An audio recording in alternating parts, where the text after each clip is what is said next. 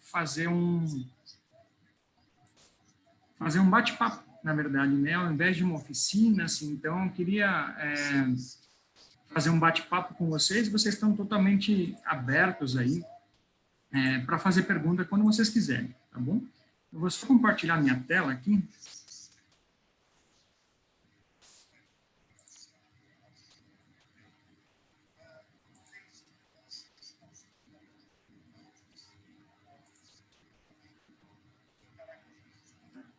Vocês estão vendo aí? Tá tudo certinho? Sim, professor. Perfeito.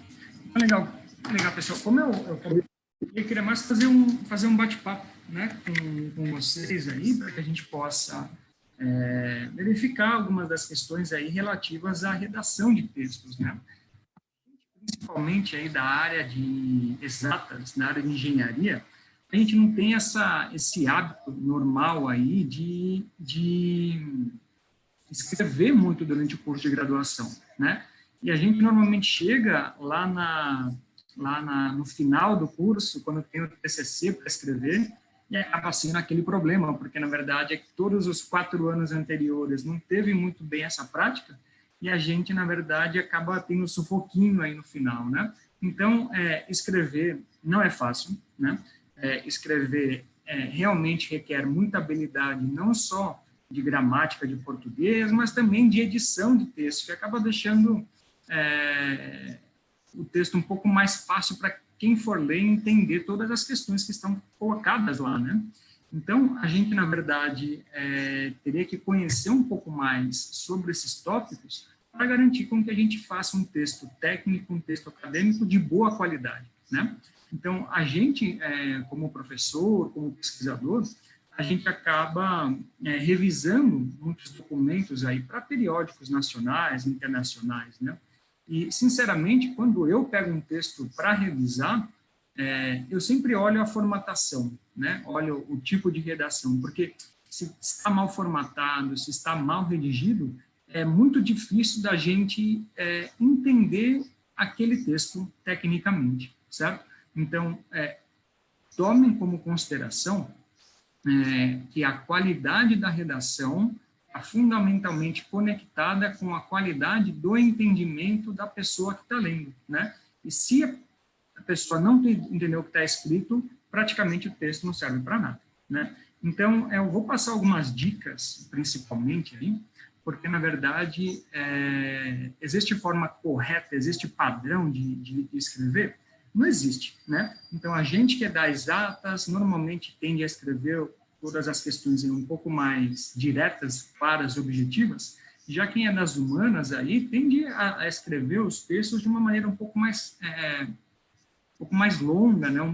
Um pouco mais com citações diretas e tudo mais. Então, cada área tem a sua peculiaridade, né? Não tem nenhuma área certa, não tem nenhuma área errada, né? Existe o método mais adequado para determinado tipo de material, né?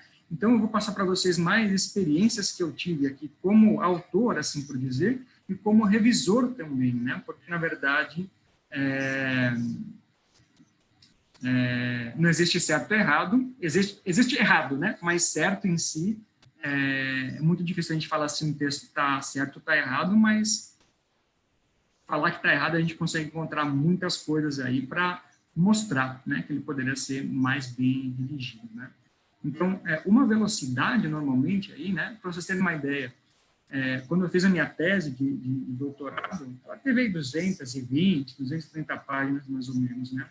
Quando a gente senta para escrever um documento que é do nosso conhecimento, normalmente, quando a gente está numa velocidade boa, numa velocidade alta, né, a gente escreve 3, 4 páginas por dia, em uma velocidade otimizada, né? Então, pense aí o quanto você tem que praticar para você chegar nessa velocidade. E quando a gente atinge aí um parágrafo, parece que a gente ganhou um prêmio, né? Porque, olha, finalizei um parágrafo, finalizei uma ideia, e a gente acaba ficando muito feliz, né? Mas lembrando que o texto tem diversos milhares aí de parágrafos, né? Então, escrever é difícil. Escrever necessita prática. Escrever não é uma tarefa que pode ser deixada para a última hora, certo? Então, como que eu começaria né, pensar a escrever um texto. Como pensar que tem vários tipos de texto diferentes aí. Pode ser um artigo, pode ser um relatório de pesquisa, pode ser um documento para uma matéria, pode ser uma tese de doutorado, uma dissertação de mestrado, uma monografia de TCC, certo? O jeito mais simples que eu recomendo que as pessoas façam é montar um esqueletão, certo? Então, pega um papel, pega um rascunhão, vai desenhando aí como que vai ser esse documento, quais sessões ele vai ter, o que cada sessão, como cada sessão vai estar subdividida, quais ideias vão estar colocadas em cada uma das sessões, porque se a gente não tiver essa organização inicial, a gente vai ter um problema muito grande para fazer esse preenchimento de cada um desses subtópicos, né? Então, vamos tomar cuidado com isso, certo? Fazer um esqueleto inicial, fazer um esquema inicial, para garantir com que a gente consiga ordenar as ideias, certo? E lembrando que sempre que a gente faz esse primeiro rascunhão, não é o rascunho mais perfeito, né? É sempre muito modificado e vocês têm que estar condicionados, têm que estar pensando que ele vai sofrer alterações no meio do caminho. E isso é totalmente normal, certo? A gente faz essa ideia inicial para se programar e tentar fazer um texto que tenha menor... para se minimizar, né, essa possibilidade da ocorrência de erros aí, certo? E como a gente consegue fazer esse monte de divisões, de sessões, colocar as informações?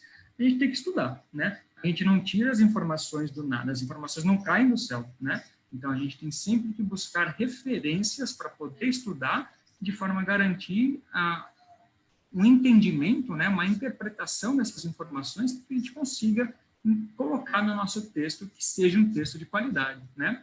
E quando a gente busca referência, a gente não pode buscar em qualquer lugar, né? A gente sempre tem que buscar referências de qualidade em fontes confiáveis, né? Então, normalmente, quando a gente tem aí trabalhos de engenharia, a gente vai procurar aí nessas bases de dados, né? No Google Scholar, né, no Google Acadêmico, tem o Web of Science, tem o Science Direct, procurar livros na biblioteca, ter um catálogo de normas da ABNT, né? Então, é sempre importante com que a gente vá nessas bases de dados, porque os documentos que estão lá são documentos que foram revisados, foram produzidos por pessoas aí que têm um conhecimento importante aí na área, né? E com certeza vão ser... É muito difícil de encontrar um documento que não seja confiável nessas bases de dados, tá? Sempre tomar muito cuidado com informações que a gente encontra em site, em blog, em vídeos, né? Porque às vezes a gente não conhece o autor e não conhece a reputação daquele autor naquele tema. Então, às vezes, acaba complicando um pouco aí esse processo, né?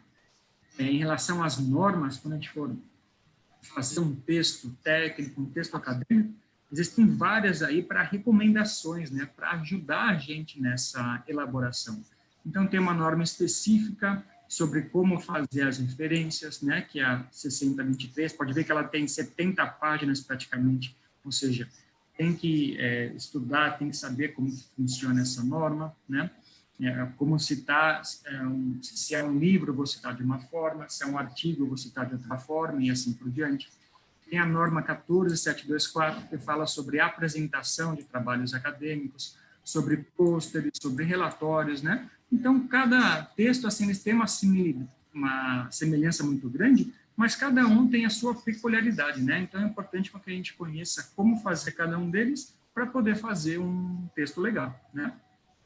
No geral, quando a gente faz um texto técnico, um texto acadêmico, ele vai ser completo por todos esses tópicos aqui, né? Então, vai ter... Isso aqui eu estou falando mais baseado em uma monografia, num TCC, né? No artigo, às vezes, a gente pode seguir alguma coisa, né?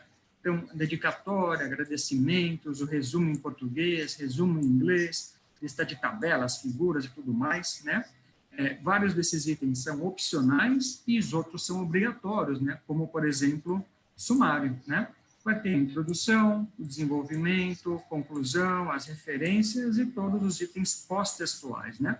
Então, tudo que tiver antes da introdução, elementos pré-textuais, né? Tudo que tiver depois da conclusão, das referências, desculpa, elementos pós-textuais. O texto em si é isso daqui, certo? Ou seja, o texto praticamente vai conter essas informações obrigatórias aqui que tem que ter em qualquer em qualquer texto que vocês queiram fazer, né? Seja um relatório, seja uma monografia, seja um artigo, seja uma comunicação para o Congresso, certo? Então, tem que ter um resumo com palavra-chave, né? Tem que ter a seção de introdução, justificativa e os objetivos. A metodologia de qualquer trabalho é fundamental, sendo trabalho experimental, um estudo de caso, uma pesquisa bibliográfica, tem que ter um método, certo? Tem que ter a seção de resultados e discussão, ou seja, apresentação dos resultados e discussão sobre eles, de forma a garantir com que a gente consiga explicar o fenômeno observado, certo? As conclusões e as referências no final, certo? Então, lembrando, né, como resumão, esse guia, né, vai servir para quê? Começar pelo processo criativo, né, começar a rabiscar, fazer aquele esqueletão daquele trabalho para que a gente consiga ordenar as ideias. Com isso, a gente vai conseguir um rascunhão, né? Esse rascunhão vai ter que ser mais bem elaborado, né? Lembrando que o rascunho, ele não tem que ser perfeito, mas ele tem que existir, certo? De forma que vocês vão complementando com os detalhes necessários cada uma das sessões, e aí vocês possam enviar para uma revista, enviar para o professor, enviar para a banca que vai avaliar o trabalho, e assim por diante, certo? E como a gente vai escrever, né? Sempre a gente tem que começar da informação mais geral possível e ir afunilando para informação mais específica, certo? Então, sempre nessa ordem, certo? Por exemplo, eu vou dar um exemplo aqui bastante geral, né? Eu vou falar sobre Covid, né? Então, olha, eu vou falar sobre o Covid na cidade de São Paulo, certo? Mais especificamente, eu posso falar aí do número de casos, posso falar da faixa etária que está sendo atingida e assim por diante, né? Eu vou falar, olha, em estudo do Covid em jovens de 18 a 25 anos, né? Então, estudo de jovens, estudo dessa faixa etária de 18 a 25 anos, que estudam na Universidade de São Judas, certo? Vocês estão vendo que eu estou sempre afunilando essa ideia, eu saio lá do geralzão, né, que pode ser uma contextualização geral, vou afunilando até chegar no ponto específico que eu quero falar, que seriam os jovens de 18 a 25 anos que estudam na São Judas, certo? Então, aí, e nunca voltar para trás, certo? Partiu da informação geral, termina essa informação geral e garante com que a gente vá afunilando sem ter repetição de ideias, ok? Como que a gente vai ter que escrever esse texto aqui, certo? Sempre linguagem impessoal. O que é linguagem impessoal? Normalmente na voz passiva, normalmente aí no passado também, né? Então, olha, foi feito um estudo, foi caracterizado aquele aço, foi realizado um estudo de caso, né? E nunca nós fizemos, nós concluímos, eu fiz, certo? Uma linguagem impessoal. Não existe sujeito em um texto técnico. Em um texto Oi? Vamos lá, né? Não existe sujeito. Linguagem sempre impessoal, certo? E temos que manter as ideias conectadas para que a gente garanta uma leitura fluida. Como que a gente vai fazer isso? Isso aqui é uma indicação que eu fui ganhando por experiência de escrever realmente, né? Então, quando a gente fala aqui, parágrafo com acento, né? Um parágrafo, normalmente nessa formatação que a gente recomenda como padrão, que seria a formatação de Times New Roman, tamanho 12, ou Arial, tamanho 12, né? Um parágrafo, no máximo, ele pode ter 10 linhas. No máximo, certo? Qual que é o mínimo, né? O ideal seria de 5 a 7. Parágrafos muito curtos, de 2 linhas, ou parágrafos muito longos, de 20, são um problema para a gente escrever, certo? Então, se a gente utilizar aqui essas 10 linhas como padrão de redação, a gente vai dividir essas 10 linhas em 4 orações, certo? A primeira oração, ela vai ser uma introdução àquela ideia, certo? Então, a gente vai ter um contexto daquela ideia para apresentar e para introduzir ao leitor aquela ideia, certo? Normalmente, isso daqui vai ter uma linha e meia, 2 linhas, tá? A segunda e a terceira orações, a ideia vai ser desenvolvida, ou seja, a gente vai tratar daquela ideia para mostrar todos os aspectos necessários que a gente quer mostrar, certo? E a última oração, a quarta oração, ela vai ser a conclusão daquela ideia, já pensando em puxar um gancho para o próximo parágrafo. Ou seja, a gente vai trabalhar com apenas uma ideia por parágrafo, ok? Uma ideia por parágrafo. Se não der para escrever um parágrafo apenas, a gente vai sempre na última oração puxar um gancho para a próxima. Então, estruturem os parágrafos de vocês dessa forma, né? Evitem parágrafos super curtos, parágrafos super longos, e praticamente, quando a gente vai ler, dá um trabalhão e as ideias ficam totalmente atropeladas, uma em cima da outra, e a gente não gosta. Tá? Um exemplo daqui, né? Olha lá, isso aqui é um trabalho aí que eu tirei da internet, né? Então, olha, o primeiro parágrafo, 4 linhas, certo? E a primeira parágrafo tem apenas uma oração, tem um único ponto final, né? O segundo, mesma coisa. O terceiro, 5 linhas, apenas uma oração. E depois vem um parágrafo aqui de praticamente 20 linhas, né? Depois vem um de 6, depois vem um de 25. Então, isso, na verdade, quando a gente pega um texto dessa maneira, é super ruim, né? Então, eu, como revisor, pego um texto que está mal formatado, eu recuso na hora. Por quê? Não vou perder tempo lendo um trabalho que não está bem escrito, certo? Então, temos que garantir essa conexão, essa fluidez de leitura, para que quem for ler, leia com prazer, certo? E aqui tem um exemplo de um texto que está bem formatado, está bem redigido, né? Vamos lá pegar o primeiro parágrafo, né? Então, ó, o primeiro parágrafo aqui tem 7 linhas, né? A primeira oração aqui, pode ver que tem um pontinho final, uma primeira oração, uma linha e meia aí aproximadamente, de introdução. Depois tem 2 orações aqui para o desenvolvimento e uma última oração aqui para conclusão, certo? Mesma coisa aqui embaixo, né? Então, ó, um parágrafo com a primeira oração de introdução, desenvolvimento e conclusão, certo? Então, como se cada parágrafo fosse uma historinha, né? Fosse um texto separado. Então, a gente vai ter que completar e redigir essa ideia com começo, meio e fim e garantir essa fluidez, certo? Então, pegamos um texto assim, ficamos bastante contentes e temos prazer de ler esse texto, certo? Indo mais aí um pouco para a parte mais técnica do que tem que ter em cada uma das sessões, pensando aí, por exemplo, num relatório, numa monografia, num artigo, né? O que a gente vai ter naquelas sessões que eu mostrei para vocês antecipadamente, a introdução e a justificativa, elas são importantíssimas para garantir com que quem está lendo permaneça com a vontade de continuar lendo o trabalho de vocês, ou seja, para trazer a atenção do leitor para aquele tema.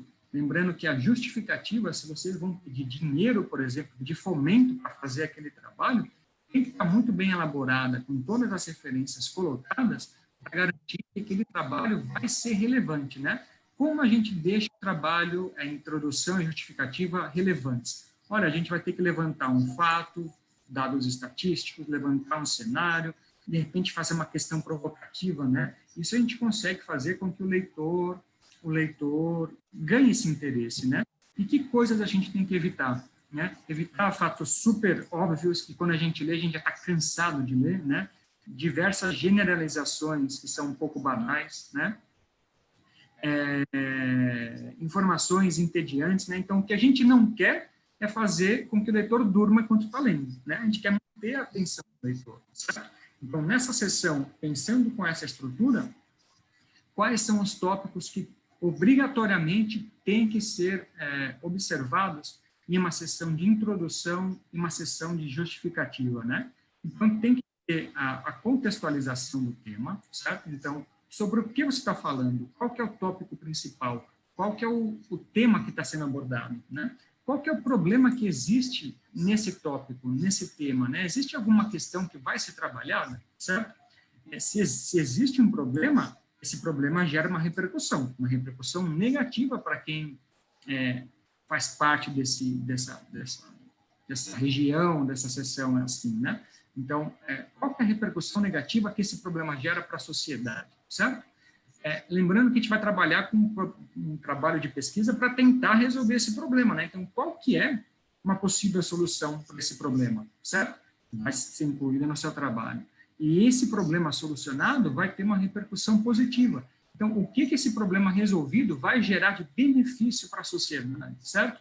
Então, com isso, com esses 5 tópicos, a gente consegue trazer e mostrar que o trabalho é relevante, que o trabalho é importante e as pessoas vão conseguir continuar lendo o trabalho, certo? Objetivos, né? A gente faz um trabalho, faz uma pesquisa, faz alguma coisa com um objetivo e sempre elaborar os objetivos como verbos no infinitivo, ou seja, estudar, caracterizar, definir, avaliar, certo? O cartão liberou, pagou, mas deixa eu ver aqui. Como tem esse exemplo aqui, né? Vocês podem observar que aqui tá errado, né? Então, ó, o objetivo geral dessa pesquisa é o estudo. Totalmente errado. O objetivo tem que ser verbo no infinitivo, sempre, ok? E as outras seções? Metodologia. O que é a metodologia? Vocês vão descrever detalhadamente, com linguagem técnica, o passo a passo que vocês vão utilizar para cumprir esse objetivo, né? Então, olha, essa é a seção que tem que ser muito bem embasada, provavelmente aí em normas técnicas, outros artigos e tudo mais, né? Mas tem que ter os tópicos muito bem detalhados, muito bem descritos, para garantir com que quem for ler consiga reproduzir esses passos de forma a garantir que ele consiga chegar na mesma resposta. Certo? Resultados. Sempre apresentar e discutir. Então, olha, os resultados da caracterização estão na tabela 1. Coloca a tabela lá. É só isso que tem que fazer? Não. A gente tem que apresentar, mostrar e discutir esses resultados, certo? Porque isso é uma tarefa do autor, não é uma tarefa do leitor, certo? Então, você como redator, como escritor desse trabalho, tem que apresentar e tem que discutir, certo? E, por fim, as conclusões. As conclusões têm que estar casadas com os objetivos, certo? Então, se eu tracei o objetivo lá na frente, olha, o objetivo desse trabalho é caracterizar o concreto estrutural aplicado na obra tal, certo?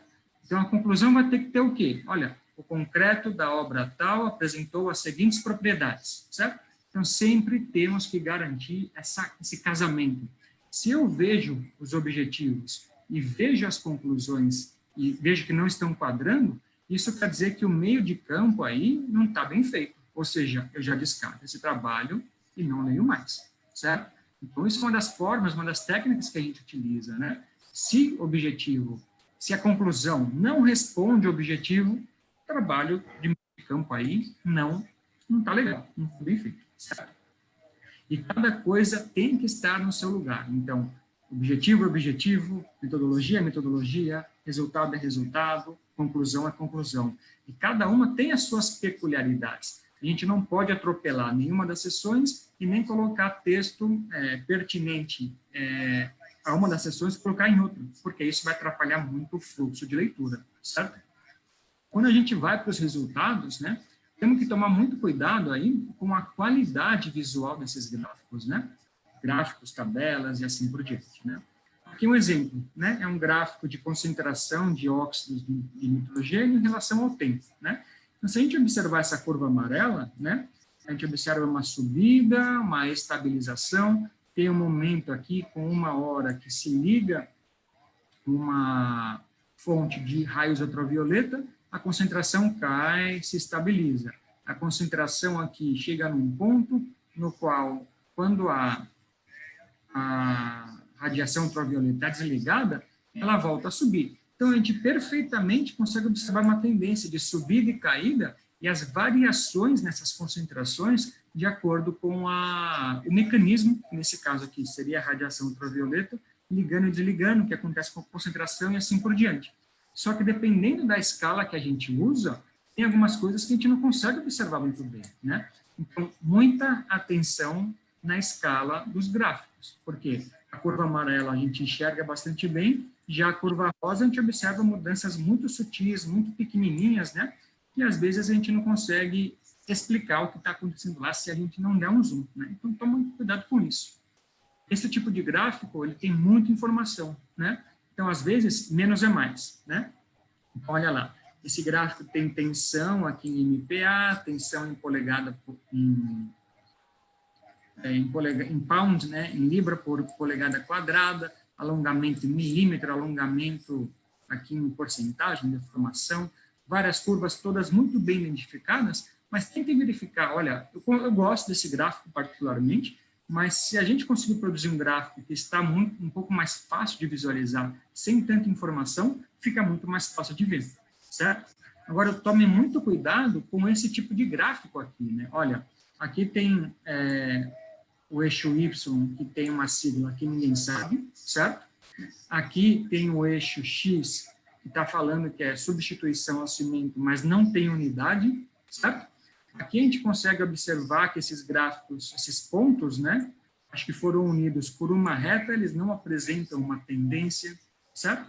Então, muito cuidado com a qualidade desses gráficos aí, porque o gráfico ele tem que ser totalmente compreensível por si só. A gente não pode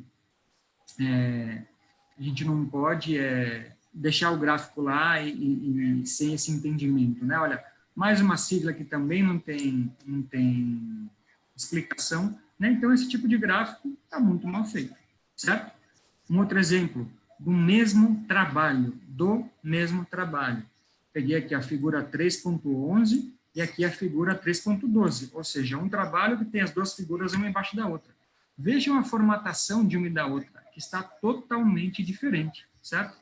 Olha, essa figura aqui, inicialmente, da esquerda, né? A gente observa uma fonte, que aqui deve ser Calibri, aqui deve ser Times New Roman, né? Aqui os dígitos estão com pontos. Aqui tem legenda, aqui tem legenda, certo? Como eu não vou? Você não vai. Pessoal, acho que tem o microfone aberto aí, tá? Não vai. Aqui tem as linhas, as grid lines aqui, verticais, aqui não tem. Então, pessoal, tomem muito cuidado, porque essa qualidade visual dos dados, elas são importantes, ela é importante também para a gente ter um bom entendimento, certo? Então, muito cuidado com a apresentação disso, certo? E evitar fazer isso, né? Então, façam um template para o gráfico, sempre usem o mesmo modelo para seguir essa apresentação, certo? Exemplo de tabela aqui do mesmo trabalho também, olha, tabela 3.1, tabela 3.2, ou seja, praticamente uma embaixo da outra. Olhem a diferença de formatação, né? Essa tabela aqui, ela não tem linhas horizontais, essa daqui tem, certo?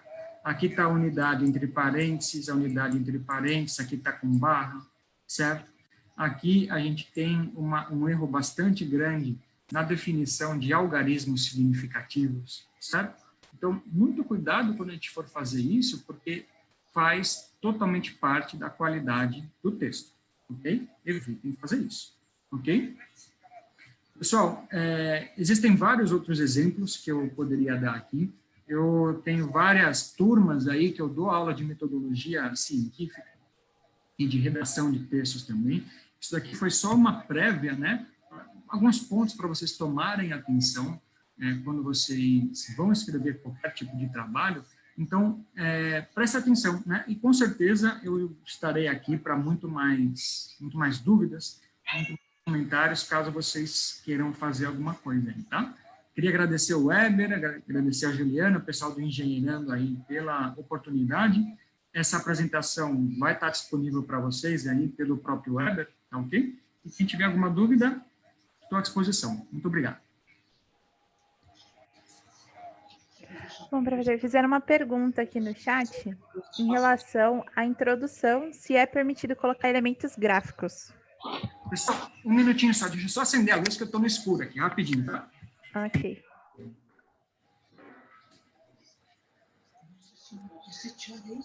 Uhum. Melhorou, desculpa. Então, sim, a introdução e a justificativa é uma sessão na qual a gente tem que mostrar outros trabalhos aí, que foram feitos sobre o tema, alguns dados técnicos sobre aquele tema. Então, sim, pode ser feito na forma, pode ser utilizado gráfico, pode ser utilizado tabela, não tem nenhuma restrição.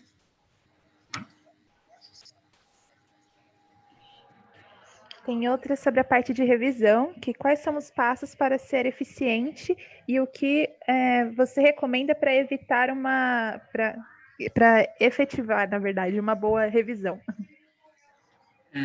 Então, olha, escrever, como eu comentei desde o comecinho aí, não é nada fácil, né?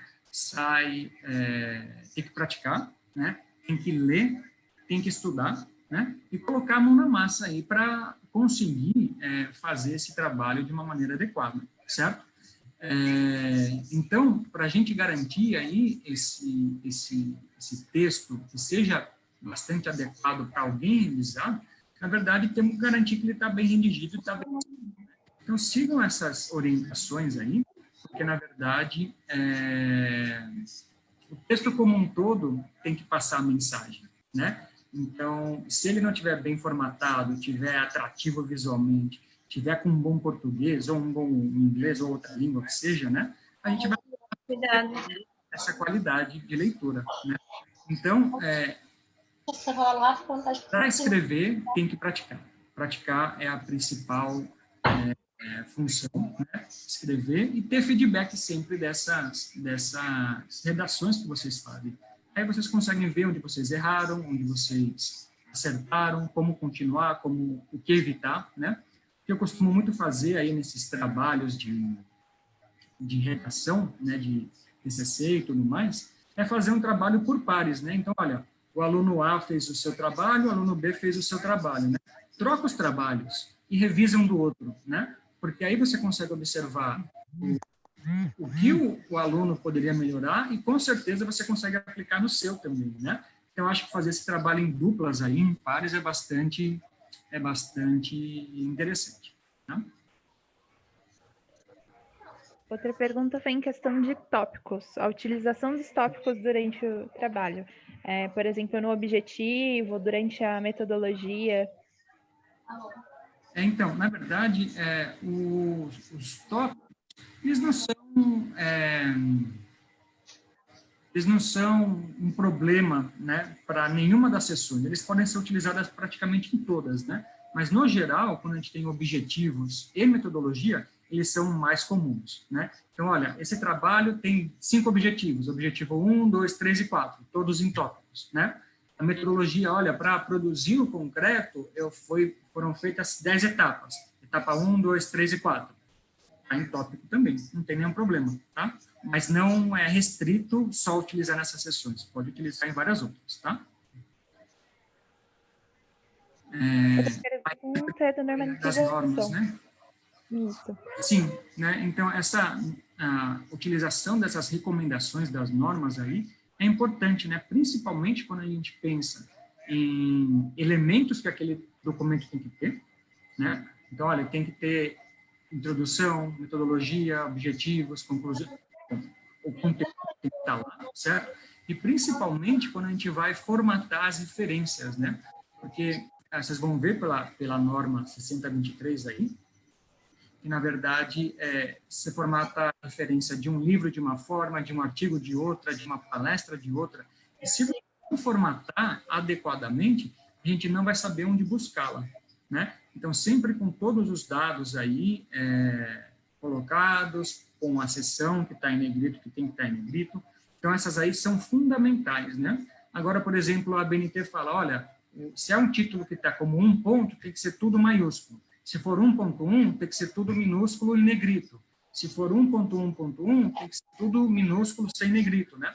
Então, assim, essas outras recomendações, elas não são obrigatórias, assim por dizer, né? Porque elas não são necessárias para a gente entender aquele tópico. Então, a gente tem que entender, né, que, olha, o conteúdo, as sessões, as referências, é obrigatório a gente seguir a recomendação da ABNT, porque se não for seguido, a gente não vai conseguir buscar isso daí depois, não vai ter esse parâmetro, né? Agora, se eu coloco o título em azul ou coloco em preto, isso é muito mais da cara que você quer dar para o trabalho, né? Então, tem coisas que a gente pode fugir um pouquinho da ABNT, assim por dizer, tá? Mas, obviamente, quanto mais padronizado for o texto, muito mais fácil, muito mais de qualidade ele vai ser para quem for ler. Tá?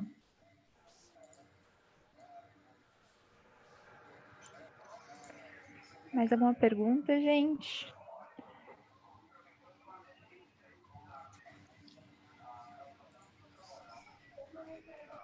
Olá, boa tarde.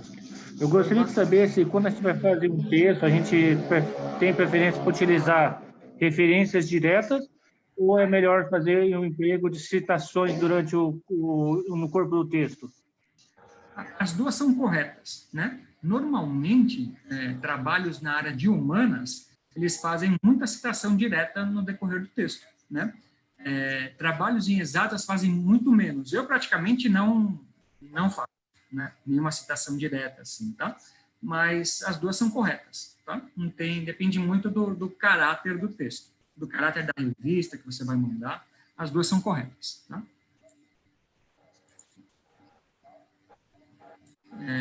Outra pergunta aqui, as normas do TCC da universidade, sim, a gente tem uma série de recomendações, assim por dizer, de como o TCC tem que ser. Então, normalmente, a gente já apresenta essas regras aí na primeira aula do curso, quando vocês estiverem aí no último ano. Tá? Também queria perguntar a respeito das referências, principalmente da área exata e da área de materiais, especificamente. Muito material não está na língua portuguesa, está na língua inglesa. Na referência, eu tenho que referenciar esse material e conforme a língua materna dela, ou eu tenho que traduzir para poder dizer de onde que ele saiu? Não. A gente vai utilizar ele na língua oficial que ele foi escrito, né? Então, se você pegou um artigo em inglês, você vai colocar a referência em inglês. Agora, por exemplo, né, se você usou um livro que foi traduzido para o português, mas ele é de origem de outro país, e você usou o livro em português, você referencia o livro em português. Tá? Mas aí, se foi em outra língua, coloque em outra língua também. Então, sempre referenciar o trabalho que vocês usaram, trabalho original que vocês usaram.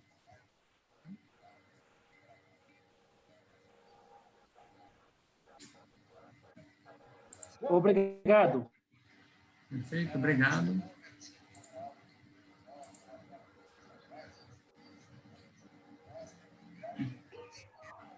Bom, professor, a gente agradece você por ter topado participar aqui com a gente, passar esse conhecimento para todo mundo. O Weber não está aqui, mas ele mandou te agradecer pela sua disponibilidade, por ter topado participar com a gente. Imagina, muito obrigado, Diana. A gente marca outras vezes aí, como a gente está em ambiente virtual, quando tiver presencial, a gente faz uma prática, põe a mão na massa aí, que com certeza é bem frutífero, tá bom? Obrigado aí, pessoal. Caso vocês tenham qualquer dúvida, coloquei meu e-mail lá na apresentação e vocês podem me escrever, tá bom? Um abraço para todo mundo. Boa noite. Boa noite, gente. Eu vou mandar o link aqui para vocês preencherem para contarem a participação. Então, já vou mandar aqui para vocês. Obrigado, pessoal. Boa noite. Tchau, tchau.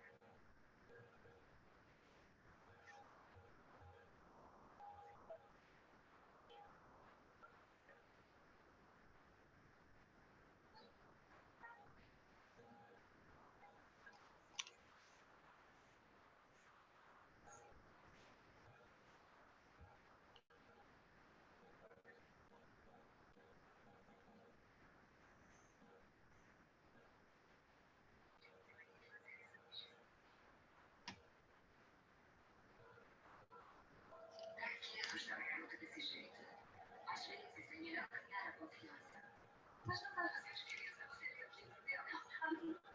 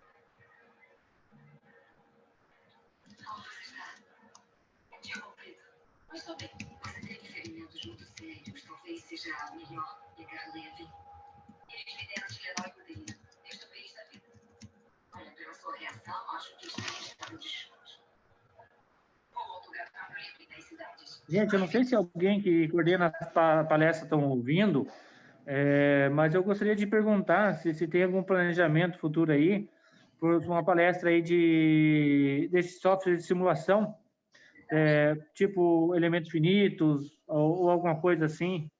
Será que tem alguma possibilidade?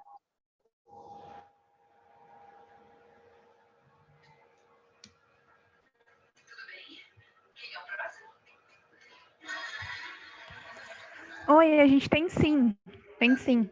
Mas se você quiser, tem algum software específico que você acha interessante, que você queria que a gente trouxesse, manda aqui no chat, que aí eu passo para a equipe responsável por organizar todos os eventos, e eles vão atrás para trazer.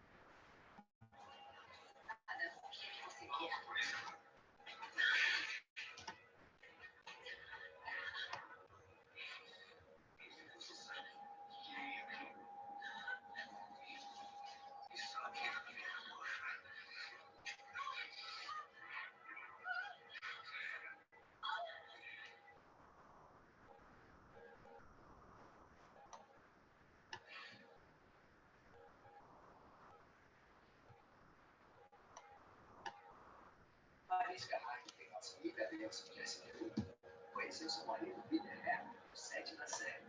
Desde 2002, ele faz participações como advogado Traveling. Durante as eleições, este ano ele já apareceu em um episódio da histórica 21ª temporada. Eu vou visitar você.